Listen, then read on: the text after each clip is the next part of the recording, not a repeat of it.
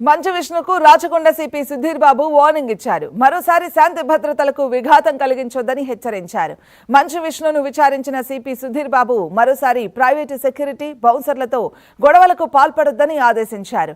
ఎలాంటి ఇబ్బందులు ఉన్నా పోలీసులకు సమాచారాన్ని అందించాలని విష్ణుకు సూచించారు. శాంతి భద్రతలకు విఘాతం కలిగించేలా వ్యవహరిస్తే ₹1,00,000 జరిమానాతో పాటు చట్టపరమైన చర్యలు తీసుకుంటామని హెచ్చరించారు. తాజాగా మోహన్ బాబు ఫ్యామిలీ గొడవలో కీలక పరిణామం చోటు చేసుకుంది. మోహన్ బాబు మేనేజర్ కిరణ్ ను పోలీసులు అరెస్ట్ చేశారు.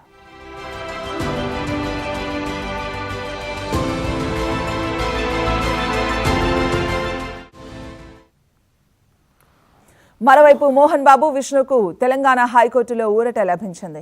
రాచకొండ పోలీసులు ఇచ్చిన నోటీసులపై హైకోర్టు స్టే ఇచ్చింది. రాచకొండ పోలీసుల ముందు విచారణకు హాజరయ్యేందుకు ఈ నెల 24 వరకు మినహాయింపు ఇచ్చింది. అటు రాచకొండ కమిషనరేట్లో మంచు మనోజ్ ను పోలీసులు విచారించారు.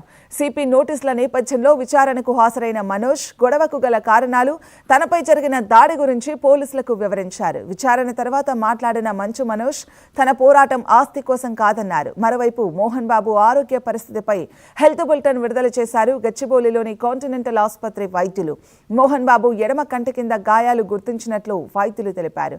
ఇక మోహన్ బాబు అధిక రక్తపోటుతో బాధపడుతున్నారని, హృదయ స్పందనలో హెచ్చుతగ్గులు ఉన్నాయని పేర్కొన్నారు.